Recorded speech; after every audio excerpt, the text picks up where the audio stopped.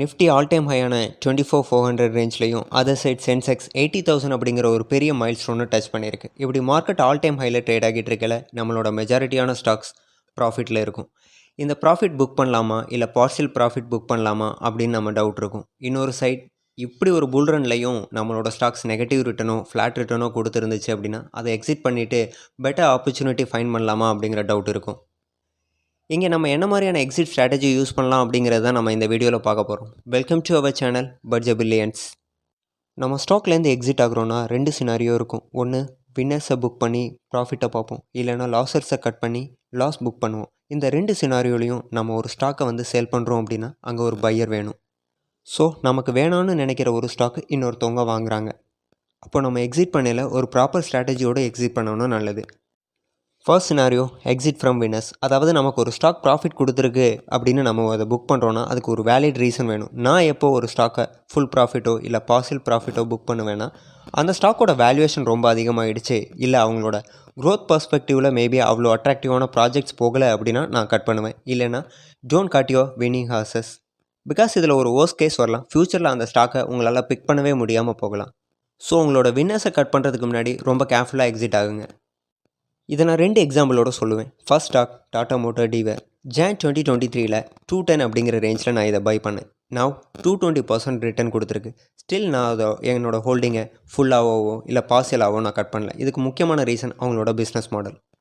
ஃப்யூச்சரில் டிவிஆர் அவங்க டீலீஸ் பண்ணிவிட்டு மெயின் ஷேர் டாடா மோட்டார்ஸ் கொடுக்க போகிறாங்க. ஈவன் டாடா மோட்டார்ஸ் 2 டிவைட் ஆகி கமர்ஷியல் வெஹிக்கல், பேசஞ்சர் வெஹிக்கல் அப்படின்னு 2 ஷேர்ஸாக உங்களுக்கு கிடைக்க போகுது.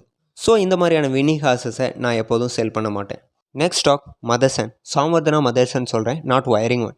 இந்த ஸ்டாக்கை 100 ரேஞ்சில் நான் பை பண்ணேன். Now it's trading around 200. இந்த ஸ்டாக் 207 நான் பார்சல் புக் பண்ணேன். அதாவது என்னோட கேபிட்டலை புல் அவுட் பண்ணிவிட்டு இந்த மாதிரி நீங்கள் புக் பண்ணல அந்த மணி எங்கே டெப்ளாய் பண்ண போகிறீங்க அப்படிங்கிறது உங்களுக்கு தெரியணும்.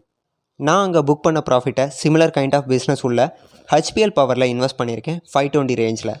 மதர்சன் கண்டிப்பாக ஃப்யூச்சருக்கு நல்ல க்ரோத் இருக்கும். பட் பிஇ வேல்யூ 48, வேறு இண்டஸ்ட்ரி பிஇ இஸ் 38. ஸோ இந்த ஸ்டாக் மேபி 10% ஆர் 20% கரெக்ஷன் வந்தால் I will add more.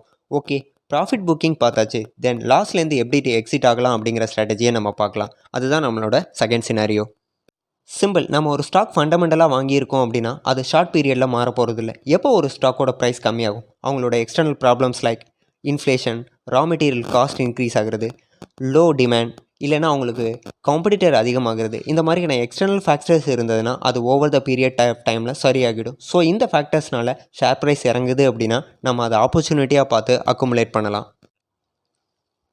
But share price இறங்குறதுக்கு இன்டர்னல் ப்ராப்ளம்ஸ் லைக் மேனேஜ்மெண்ட்டில் problem, legal issue, leadership change, இந்த மாதிரி அவங்க பிஸ்னஸ் மேனேஜ்மெண்ட்டில் ஏதாவது ப்ராப்ளம் அப்படின்னா கண்டிப்பாக அந்த ஸ்டாக்லேருந்து எக்ஸிட் ஆகிடலாம்.